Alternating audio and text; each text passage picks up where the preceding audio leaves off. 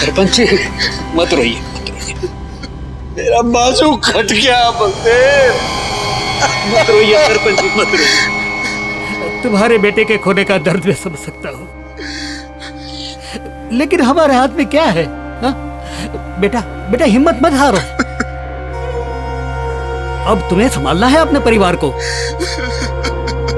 देखो देखो वहां भाभी को देखो, ऐसा लग रहा है जैसे दर्द को पीकर पत्थर बन गई है बेचारी।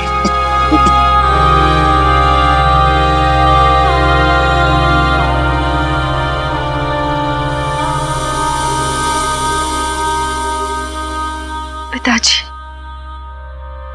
इस गांव की, इस समाज की, इस रीति रिवाज की और परंपरा से बड़ा कुछ नहीं है और न कभी होगा।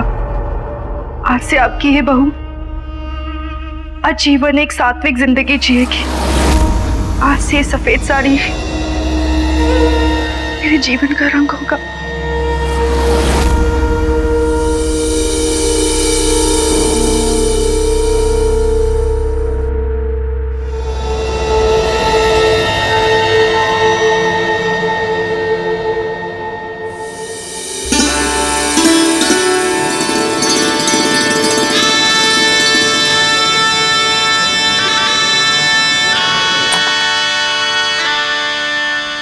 मम्मी मैं जाऊँ?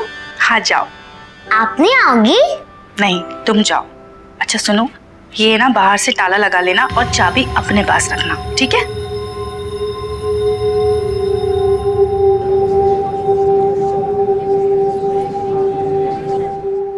सलोनी, अरे मेरी बच्ची कितनी प्यारी लग रही, क्या कर रही हो ये? मम्मी ने बोला बाहर से ताला लगा दो। अच्छा ये ताला मुझे दे दो बेटा। आप जाओ नीचे मंडप में, हैं? जाओ।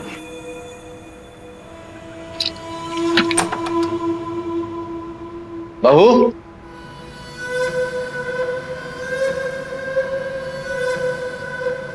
क्यों तुम अपने साथ ऐसा कर रही हो? आज अंकित की शादी है, इतने दिनों बाद इस घर में खुशियां आई हैं और तुम अपने आप को ऐसे कमरे में बंद कर रही हो। पिताजी, आज हमारे प्यारे देवर की शादी है। मैं नहीं चाहती कि दूल्हा दुल्हन मेरा चेहरा देखे।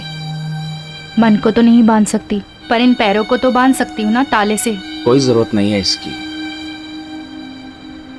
मुझे तुम पर पूरा भरोसा है। तुमने हमेशा हमारी प्रतिष्ठा और रिवाजों का आदर किया है। इस ताले चाबी की कोई जरूरत नहीं है।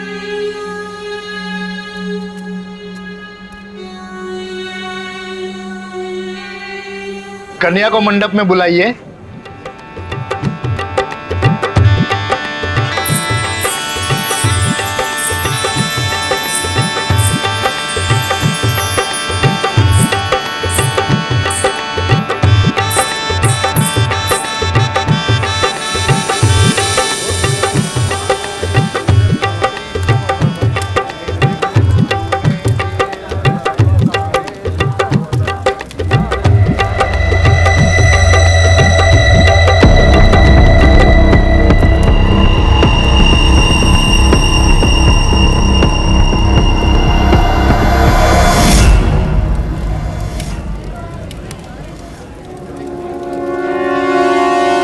अब आप दोनों वरमाला के लिए खड़े हो जाइए।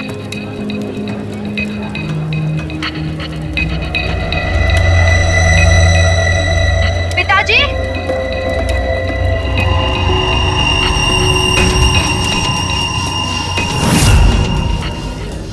पिताजी,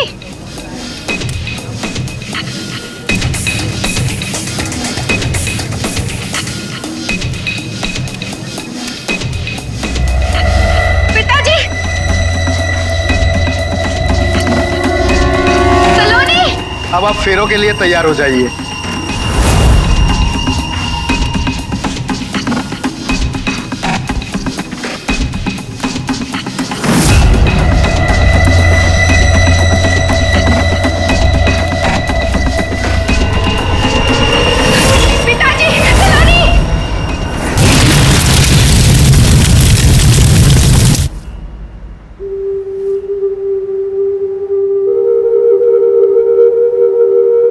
आज हम दोनों के लिए स्पेशल डे था। तुम मेरी पत्नी बनकर इस घर में आई और आते ही ये सब ये आप क्या कह रहे हैं? आपका मेरी लाइफ में आना किसी ड्रीम से कम नहीं है। हम तो लकी है कि इतना बड़ा हादसा हुआ और हमें बस ये हल्की सी चोट आई है।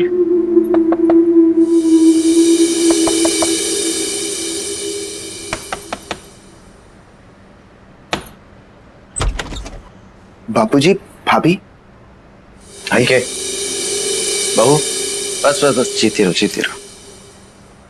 बेटा, चौधरी परिवार की परंपरा के अनुसार सास अपनी बहू को सोने के कंगन पहनाती है। शारदा आज होती तो बहुत खुश होती, लेकिन परंपरा को तो निभाना है बेटा।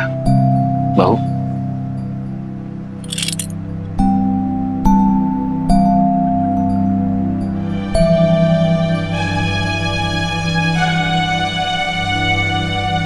तुम्हारे ससुर जी तुम्हारे सामने खड़े हैं और तुम्हारे सर पे घूंघट नहीं है। उनकी इज्जत की परवाह नहीं है तुम?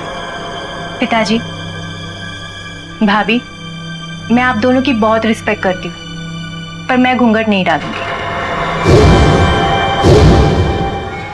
इसका क्या मतलब है घूंघट नहीं पहनो? मैंने अंकित को शादी से पहले ही कह दिया था कि मैं घूंघट नहीं पहनूंगी और उन्हें इससे कोई प्रॉब्लम नहीं है। बापूजी, आंचल एक पढ़ी लिखी शहर की लड़की है और स्कूल टीचर भी है, इसलिए ये घूंघट। कहना क्या चाहते हैं देवर जी? भाभी, आप प्लीज हमें गलत मत समझिए। आप लोगों की इज्जत और मान का पूरा एहसास है हमें, लेकिन आप प्लीज आंचल को घूंघट लेने के लिए फोर्स मत कीजिए। बापूजी, कल सुबह बात करेंगे। अच्छी बात है, नई पीढ़ी की नई सोच है, पर हम तो ठहरे पुरानी रस्मों रिवाजों वाले। आज जो भी हुआ मुझ जैसी अभागन के कारण हुआ। मेरी काली छाया जहां भी पड़ती है वहां अपशगुन ही होता है। भाभी, आप ऐसे क्यों कह रही हैं? ये तो बस एक एक्सीडेंट था, इसमें आपकी कोई गलती नहीं है। जब बड़े बूढ़े कह रहे हैं कि मुझ जैसी औरतों को समाज में नहीं रहना चाहिए, तो इसमें उनका भी कोई मतलब होगा ना। आज जो हुआ हम उसे बदल नहीं सकते, पर जो मैंने समाज के नियम तोड़े हैं उसकी सजा तो मुझे मिलनी चाहिए ना।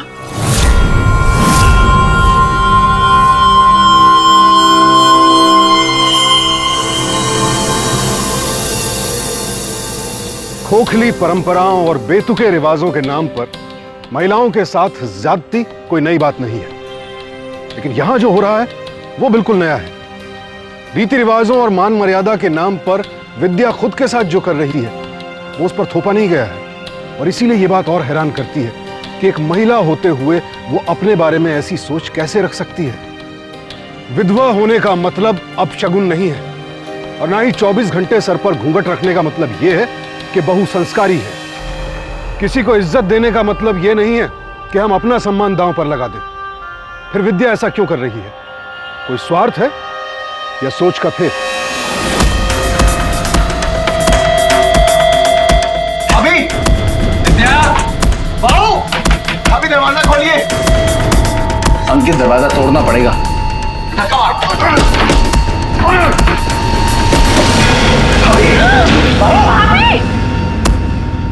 क्या कर रही हो ये?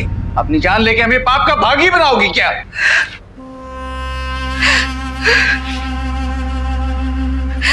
देवर जी, मुझे आपकी शादी में नहीं आना चाहिए था। मेरा मनु साया वहां पड़ा तो देखा ना क्या हादसा हुआ, पर मैंने आप लोगों को बताया नहीं। वहां एक अनजान आदमी भी था। अनजान आदमी? कौन? जो भी था, बिन बुलाया मेहमान था। उसकी नीयत ठीक नहीं लग रही थी। मैं अपने आप को रोक नहीं पाई, पर मेरे पैरों को तो ये सीमा नहीं तोड़नी चाहिए थी ना। इसे तो सजा मिलनी चाहिए। मुझे तुम पर गर्व है बहू कि तुम आज भी अपने रीति रिवाज को मानती हो, लेकिन तुम जो अपने साथ कर रही हो ये भी तो गलत है। सही और गलत कुछ नहीं होता बाबूजी। जो रीति रिवाज है उसे जो भी तोड़ेगा उसे सजा मिलनी चाहिए। भाभी, आप जो कर रही है वो जमाना बहुत पीछे छूट गया है। हमें आज में जीना चाहिए। ये रीति रिवाज, ये रस्में तुम्हारी समझ से बहुत परे है। आज से हम माँ बेटी इसी कमरे में रहेंगे, आप लोगों से दूर। मैं अपना मनु साया नहीं पड़ने दूंगी अभी आप लोगों पर। लेकिन क्यों मम्मी? क्योंकि ये कमरा बहुत बड़ा है बेटा, इसलिए। जहां तुम्हारा दिल करे वहीं रहो। मुझे तुम पर गर्व है बहू। मम्मी, स्कूल जा रही हूँ। अरे हमारी गुड़िया रानी स्कूल जा रही है। हाँ दादाजी। अच्छे से पढ़ना, दिल लगा के। जाओ। अरे सलोनी, सुन तो।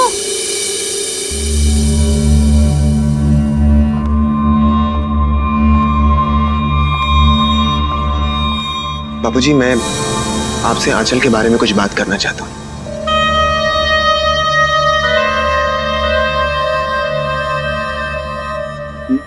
जैसा कि आप लोग जानते हैं कि आंचल ने अपने शहर के स्कूल से यहाँ हमारे गांव के स्कूल में ट्रांसफर लिया है ताकि ये यहाँ पर अपनी टीचिंग जारी रख सके।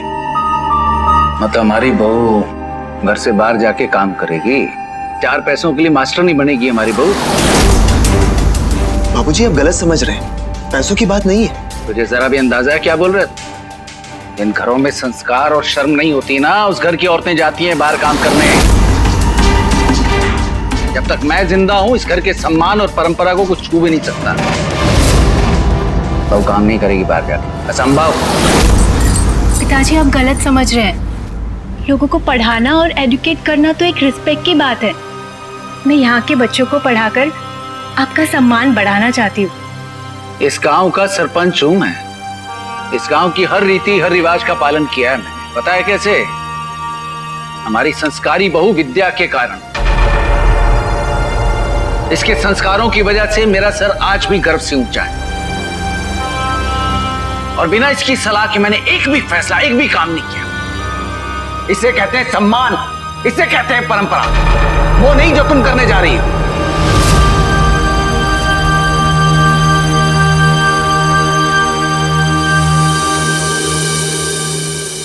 पिताजी, एक मिनट सुनिए।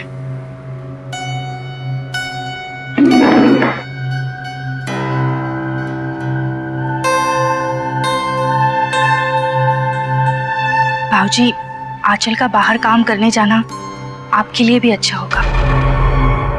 आप समझ रहे हैं ना मैं क्या कह रही हूँ?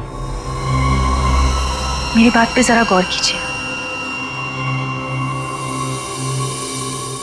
भाइयों बहनों, कई युग आए और चले गए, पर कोई भी हमारी सभ्यता, संस्कृति, हमारे रीति रिवाज को बदल नहीं पाया।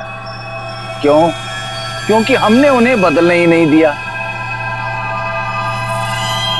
मेरा मानना है कि उसी नदी का पानी साफ और पीने योग्य होता है जो समय के साथ साथ बहता रहे। इसलिए हमें भी समय के साथ बदलना होगा।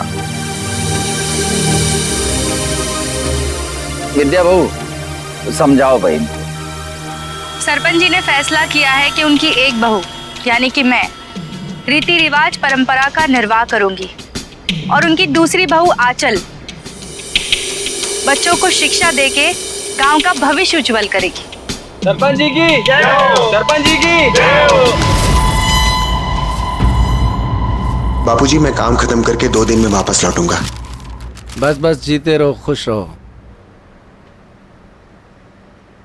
अंकित, मैंने तुम्हारे कहने पे बहू को घर की दहलीज से बाहर काम करने की अनुमति तो दे दी है। अब इसका भी फर्ज बनता है कि हमारे नियम कानून का पालन करे। बाबूजी, आप कहना क्या चाहते हैं? मैं समझा नहीं। ये सब हमारी बड़ी बहू विद्या आंचल को समझा देगी। अगर आंचल ने इसका पालन किया तो स्कूल में बच्चों को पढ़ाने जा सकती है। बोलो, है मंजूर? पिताजी, आपने मुझे वो करने की अनुमति दी है जो मैं करना चाहती थी। इससे बड़ा आशीर्वाद और क्या हो सकता है मेरे लिए। आप और भाभी जो भी कहेंगे मैं सब करने को तैयार। पहला नियम, स्कूल खत्म होते ही सीधा तुम घर आओगे। घड़ी में 2 बजते ही तुम्हें यहाँ होना होगा। 1 सेकंड की भी देरी नहीं होनी चाहिए। दूसरा नियम, तुम्हारा पूरा बदन ढका होना चाहिए। मेरा मतलब है कि अब से तुम फुल स्लीव्स के ब्लाउज पहनोगे जो कि इसमें है। नया मोबाइल है, इसमें इनकमिंग है, आउटगोइंग नहीं है। इसका नंबर हमने लिख लिया है, अंकित को भी दे दूंगी। और इससे भी ज्यादा सबसे जरूरी बात, बाबूजी की इज्जत और मर्यादा पे दाग नहीं आना चाहिए। वादा करो कि तुम मेरे सारे नियमों का पालन करोगे। मैं वादा करती हूँ, मैं ऐसा कोई काम नहीं करूंगी जिससे इस घर की इज्जत पर दाग लगे। और हाँ, अब से ये लाली पाउडर लगाने की जरूरत नहीं है। इसे अभी के अभी पोंछ दो।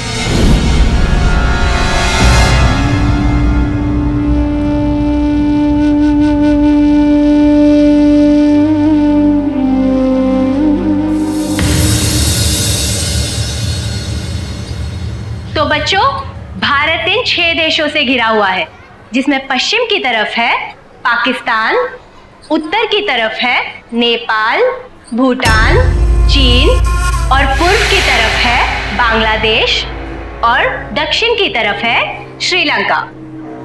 इन देशों में सबसे बड़ा देश है चीन। कौन है वहां? कौन है? इन देशों में सबसे छोटा देश है भूटान, जो कि हिमालय पर्वतों में बसा हुआ है। भूटान और नेपाल के भारत के साथ बहुत अच्छे संबंध रहे हैं।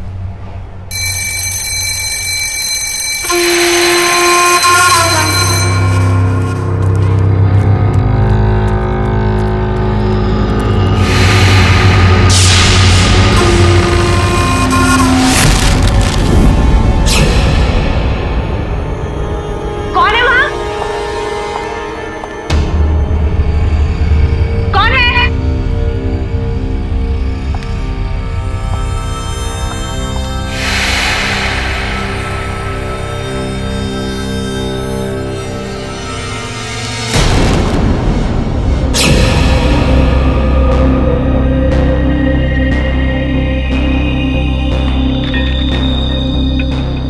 तुम्हारे होठों पे लाल लिपस्टिक बहुत अच्छी लगती है। इसे मेरा चुम्मा समझ चुका है।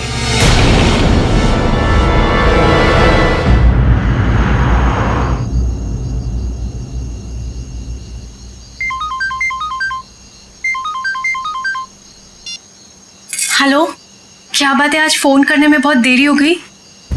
आंचल, क्या बात है, तुम कुछ उदास लग रही। आपको पता आज स्कूल में क्या हुआ? क्या हुआ? स्कूल में पढ़ाते वक्त कोई मुझे छुप छुप के देख रहा था और अचानक से एक लिपस्टिक फेंक कर भाग गया। आंचल, ऐसे लफंगे इस तरह की बदतमीजी करते रहते हैं, पर तुम्हें डरने की कोई जरूरत नहीं। स्कूल में ये सब और घर पे विद्या भाभी इतनी अजीब क्यों है?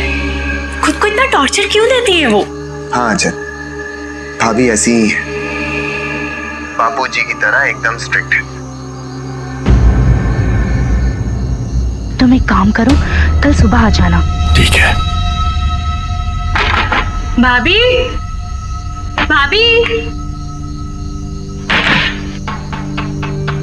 तुम इतनी रात को यहाँ क्या कर रही हो? वो भाभी, आज आपका व्रत था ना, मैं आपके लिए फ्रूट्स लाई हूँ। इसकी कोई जरूरत नहीं है आंचल। वो भाभी, मैंने आपके कमरे से किसी की आवाज सुनी थी। तुम्हें ऐसा लग रहा होगा आंचल, ऐसा कुछ नहीं है। मेरे और सलोनी के अलावा यहाँ कोई भी नहीं है। भाभी, ब्रिजेश भैया की कैंसर से मौत हो गई, इसका मतलब ये तो नहीं कि आप जीना छोड़ देंगी। आंचल, बहुत रात हो गई है, मुझे लगता है तुम्हें जाके सो जाना चाहिए। तुम्हें कल स्कूल भी जाना है ना, और सलोनी की भी नींद खराब हो रही है। तुम जाओ यहाँ से इस वक्त।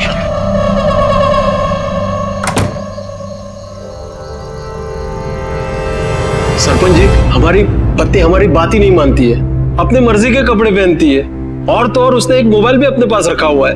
बताइए हम क्या करें? क्या करें इस औरत का?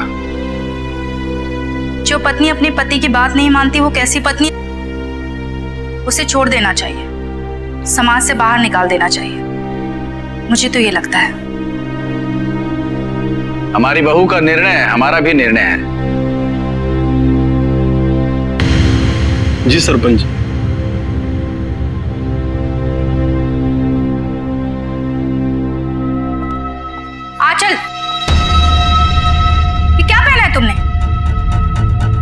स्लीव्स का ब्लाउज कहाँ है? भाभी, कल मैंने फुल स्लीव्स वाला ब्लाउज पहना था पर उसमें बहुत गर्मी लग रही थी, इसलिए आज मैंने ये नॉर्मल ब्लाउज पहन लिया। भाभी, आपकी बताई हुई सारी शर्तें मैंने मानी है, पर फुल स्लीव्स वाला ब्लाउज मैं नहीं पहन सकती। I am sorry.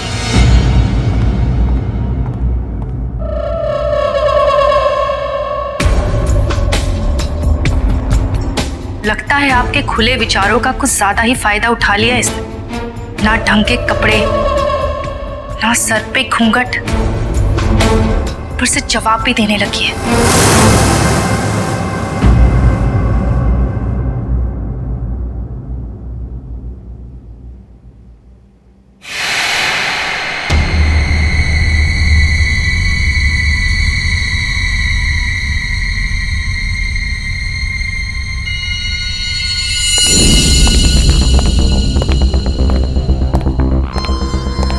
कौन है?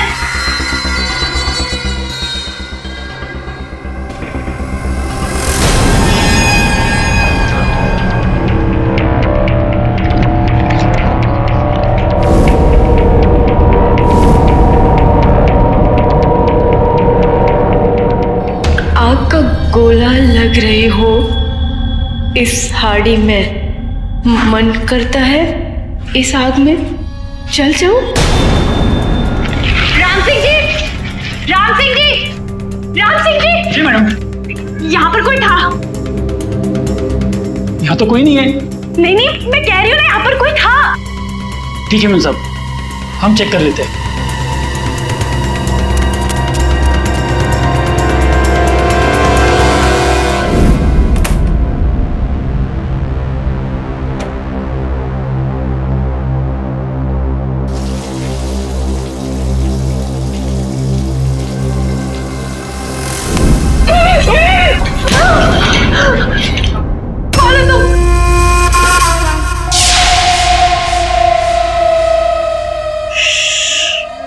आवाज नहीं।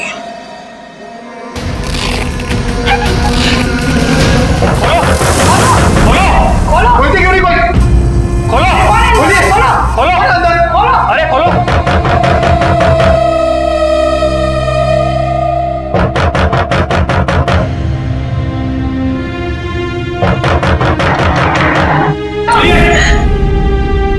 लगता है कुछ बुरा हुआ है साहब। आ गई हमारी इज्जत की धज्जियां उड़ा के। बात हो गया पुराना उड़ाना। आज के बाद घर से बाहर कदम भी नहीं रखोगी तुम। लेकिन पिताजी, इसमें हमारी गलती नहीं थी। बस एक शब्द ही मत बोलना। जिस तरह से तुम अपनी हालत बना के आई हो, बाहर लोग हमारी खिल्ली उड़ाएंगे। शर्म आनी चाहिए तुम्हें।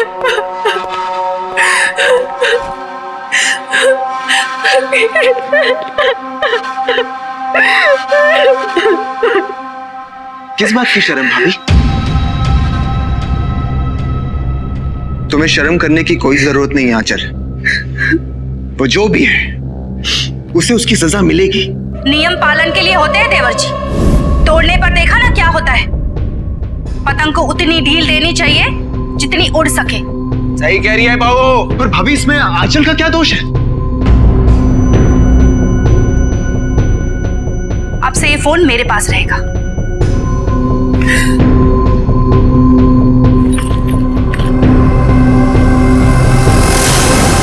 हे भगवान, पिताजी, ये देखो। ये मेरी नहीं है। मैंने आपसे कही थी ना वो लिपस्टिक वाली बात। और देखो क्या है पर्स में, देखो।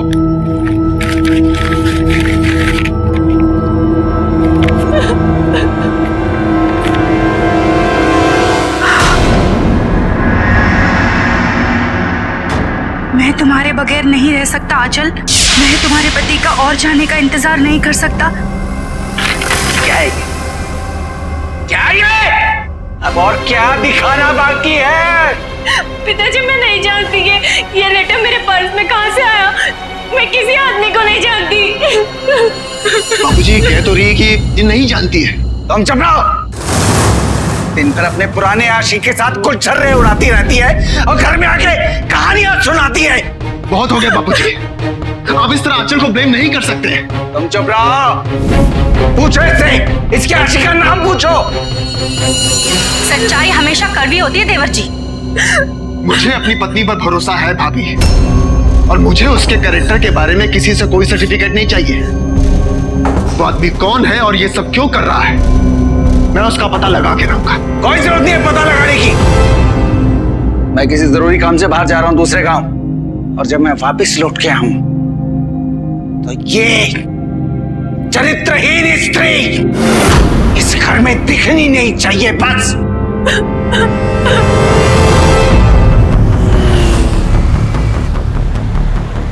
अरे रोको रोको रोको, खेत के कागज घर रह गए हैं, वापिस हवेली चलो।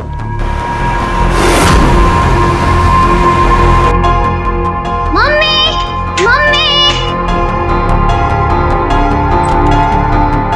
Mummy mummy. सलोनी बेटा, माँ कहाँ है तुम्हारी? मैं तो मम्मी के पास ही जा रही हूँ। चल आज।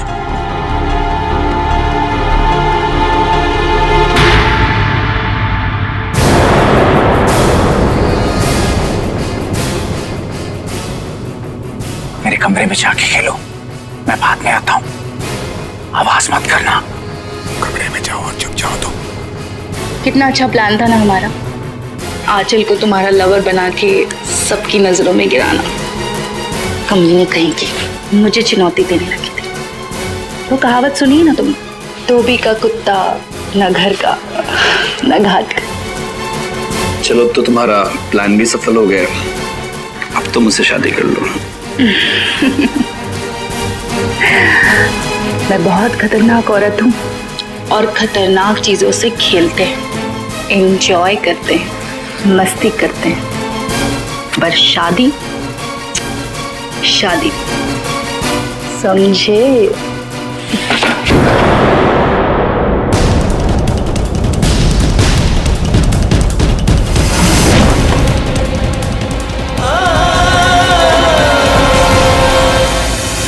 एक नई शुरुआत का हक सबको है। पति की मौत के बाद विद्या चाहती तो किसी और के साथ सही तरीके से नई जिंदगी शुरू कर सकती थी। उसे इतना प्रपंच रचने की क्या जरूरत थी? विद्या के ससुर की मौत सिर्फ इसलिए नहीं हुई कि उन्होंने बड़ी बहू को रंगे हाथों पकड़ लिया था। विद्या सरपंच की कुर्सी पर भी बैठना चाहती थी। सिर्फ भरोसा जीतने के लिए उसने संस्कारी बहू होने का नाटक किया। आंचल को इस घर से क्यों बाहर किया गया? एक औरत अगर हमारी सहूलियत के हिसाब से उठ बैठ रही है तो अच्छी है, वरना उसका चरित्र खराब है। यह सोच सिर्फ विनाश की ओर ले जा सकती है। आज अगर आंचल इस घर में होती तो शायद चौधरी साहब की जान बच जाती, लेकिन वो सही बहू को परखने में चूक गए, और अब उनकी इसी चूक की वजह से बाकी लोगों की जिंदगी भी खतरे में है। बापूजी, बापूजी, रस्सी खोलो।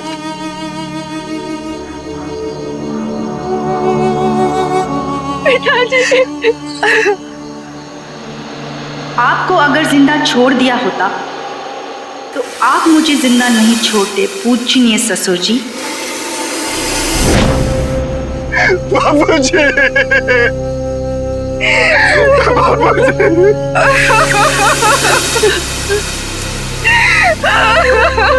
पिताजी, अपनी एक बहू के चरित्रहीन होने पर आपने आत्महत्या कर ली।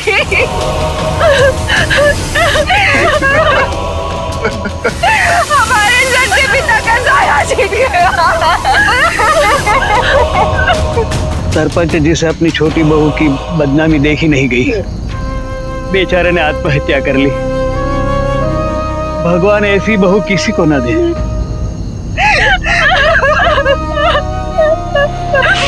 ये सब तुम्हारे कारण हुआ। नहीं भाभी,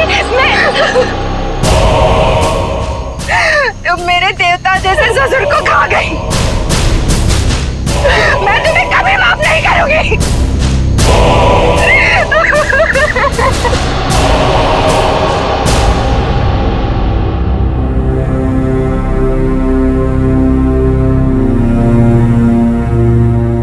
चौधरी चरण सिंह जी के जाने के बाद एकमात्र विद्या देवी जी है जिनमें सरपंच बनने के सारे गुण हैं। मैं पंचायत से आग्रह करूंगा कि विद्या देवी जी को सरपंच बना के चौधरी जी के सपने को पूरा किया जाए।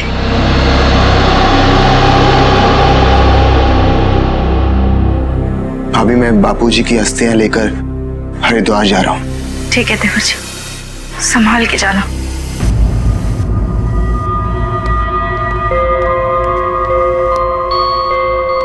सलोनी,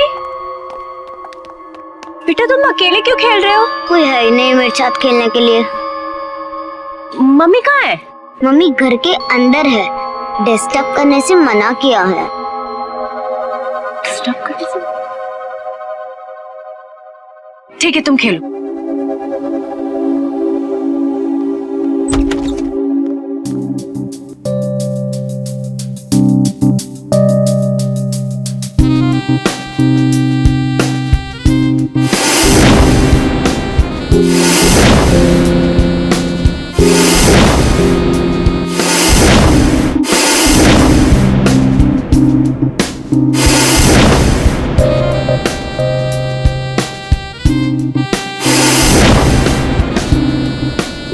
ये जाम हमारी दूसरी सफलता के।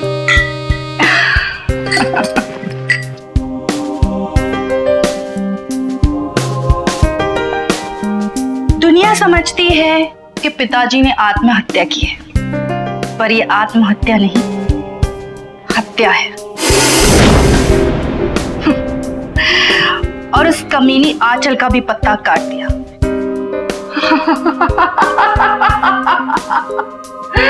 और मैं बन गई गांव की सरपंच।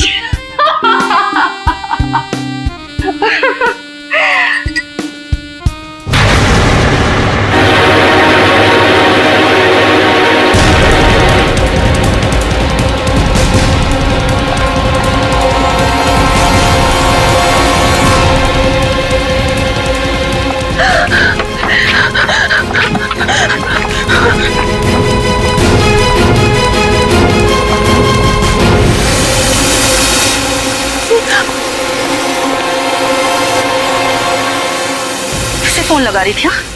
बेवकूफ, तुझे इतना भी नहीं पता कि ये फोन इनकमिंग है, आउटगोइंग नहीं।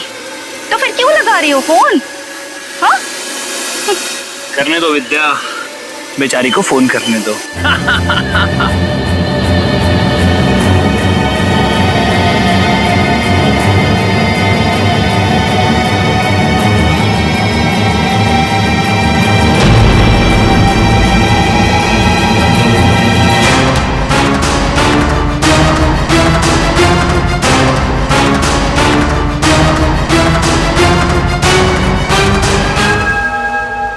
चाची,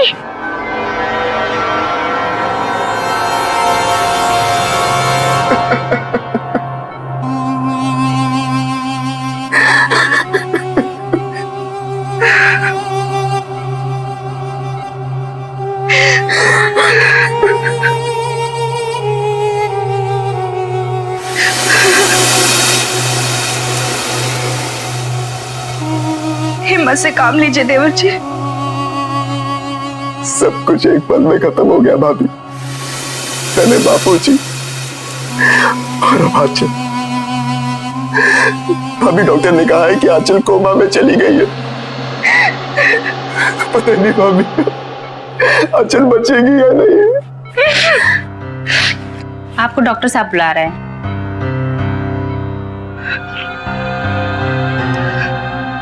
देवर जी, जितना किस्मत में लिखा होता है उतना ही होता है। भगवान पे भरोसा रखिए, आंचल बहुत जल्दी ठीक हो जाएगी। अभी आप डॉक्टर साहब से जाके मिलिए, देखिए वो क्या बोल रहे हैं। मैं आपके लिए कुछ खाने के लिए लेकर आती हूँ।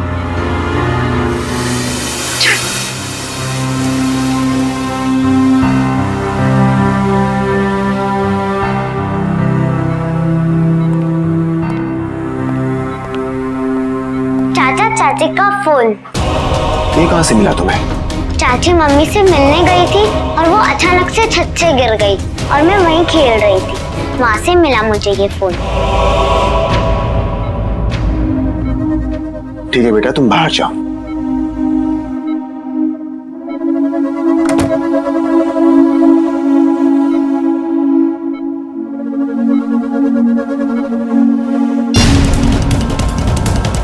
भी झूठ, संबंध, पिताजी हत्या,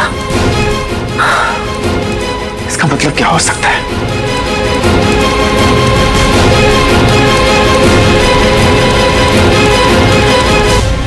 नहीं, मैंने जो कह दिया वही होगा, चाहे वो गलत हो या सही, होगा वही जो मैं चाहती हूँ। क्या सच में डॉक्टर? मुझे तो विश्वास नहीं हो रहा है डॉक्टर, ये तो सचमुच बहुत बड़ी खुशी की खबर है। Thank you doctor, thank you so much. भाभी, भाभी, अभी डॉक्टर का फोन आया था। आंचल को होश आ गया है और उसने कहा है कि आज शाम को हम उससे मिल भी सकते हैं। भाभी मैं आता हूं।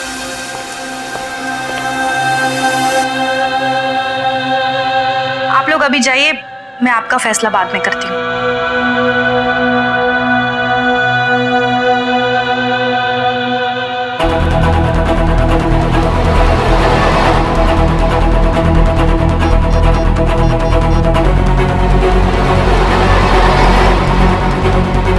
मयंक, मेरी बात ध्यान से सुनो।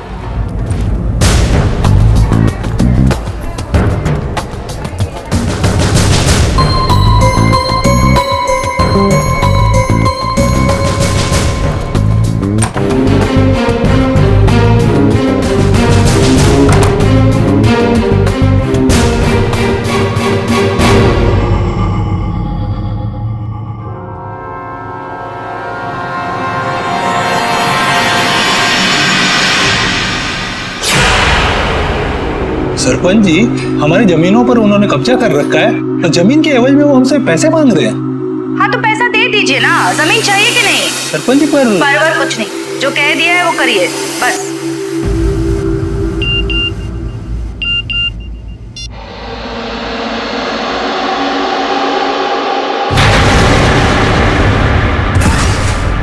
ये क्या बकवास है? बकवास नहीं सरपंच साहिबा, आपके लिए नया केस है। और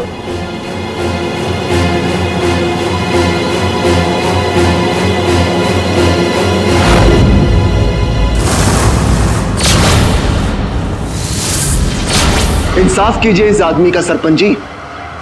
इस आदमी का एक औरत के साथ अवैध संबंध है और दोनों ने मिलकर एक हत्या भी की है। मैं समझी नहीं।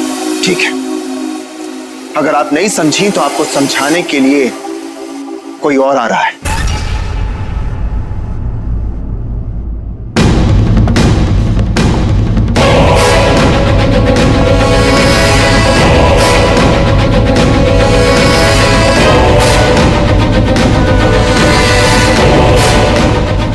मैं गवाह इस आदमी और उस औरत के अवैध संबंध की।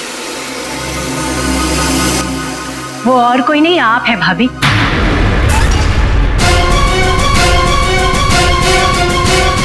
जिसने हमारे ससुर जी और इस गांव के सरपंच की हत्या की, वो भी और कोई नहीं, आप हो।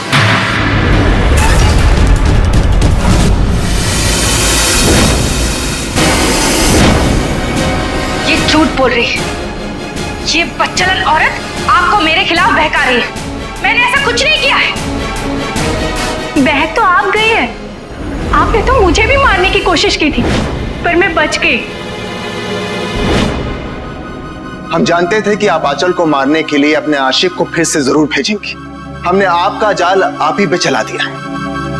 मयंक आया तो जरूर, पर वापस नहीं गया।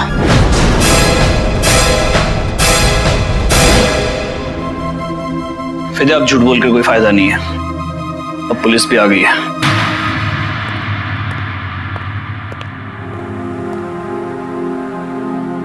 पिताजी आपको एक संस्कारी बहू के रूप में देखते थे। आपकी सलाह के बिना कुछ भी नहीं करते थे वो, पर आपने उनका गलत फायदा उठाया। आप चाहती तो उनसे कुछ भी मांग सकती थी, ये सरपंच की कुर्सी भी मांग सकती थी, पर आपके लालच और ढोंग ने आपके पाप का घड़ा इतना भर दिया कि उसे एक दिन फूटना ही था।